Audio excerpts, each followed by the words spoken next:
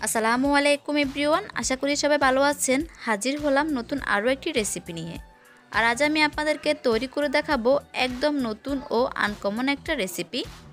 আশা করি আমার আজকের রেসিপি আপনাদের কাছে ভালো লাগবে। তাহলে চলুন দেখে নেওয়া যাক এর পুরো প্রস্তুত প্রণালী।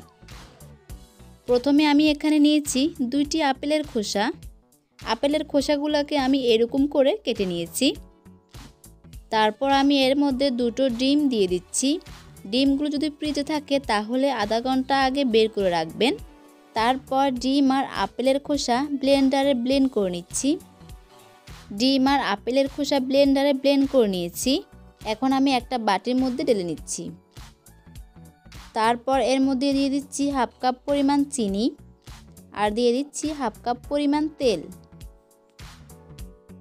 তেল আর চিনিটাকে খুব ভালো করে মিশিয়ে নিতে হবে যতক্ষণ পর্যন্ত না চিনিটা গলে যাচ্ছে। তেল আর চিনিটা খুব ভালোভাবে মিশিয়ে নিয়েছি। এর উপরে একটা চালনি বসিয়ে এর মধ্যে দিয়ে দিচ্ছি 1 কাপ পরিমাণ ময়দা আর দিয়ে দিচ্ছি 1 টেবিল চামচ পরিমাণ বেকিং পাউডার। এই শুকনো উপকরণগুলো অল্প অল্প করে চেলে মিশিয়ে নিতে হবে। এবার এগুলাকে আলতো হাতে মিশিয়ে নিচ্ছি। একবারে চেলে মেশাতে যাবেন না, এরকম অল্প অল্প করে চেলে মেশাবেন। একই পাশ থেকে ঘুরিয়ে ঘুরিয়ে মিশিয়ে নিতে হবে, আলতো হাতে মিশিয়ে নিতে হবে। শুকনো উপকরণগুলো আমি খুব ভালো করে মিশিয়ে নিয়েছি। এখন এর মধ্যে দিয়ে দিচ্ছি হাফ কাপ পরিমাণ দুধ। এখন দুধগুলোকে খুব ভালো করে মিশিয়ে নিচ্ছি।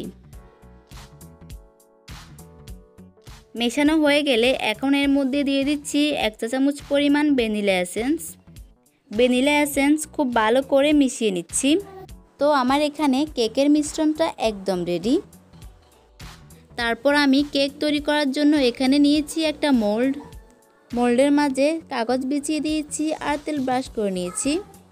মোল্ডের মধ্যে কেকের মিশ্রণটা ঢেলে দিচ্ছি আর বাটিটাকে একটু ট্যাপ করে নিচ্ছি যাতে ভেতরে কোনো বাবুস থাকলে ওগুলা বের হয়ে যায়। চুলায় একটা পাত্র বসিয়ে লো মিডিয়াম আঁচে আগের থেকে গরম করে নিয়েছি।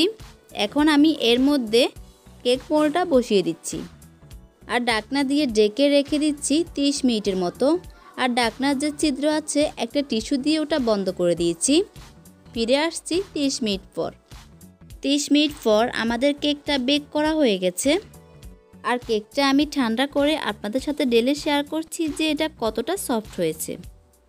দেখুন কেকটা কতটা সফট হয়েছে, আমি আপনাদের সাথে কেটে শেয়ার করছি। কেকটা কিন্তু ভেতর থেকে অনেকটা সফট হয়েছে।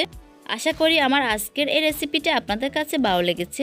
যদি ভালো লাগে তাহলে একটা লাইক দিবেন আর আমার চ্যানেলটিকে সাবস্ক্রাইব করে আমার পাশে থাকবেন।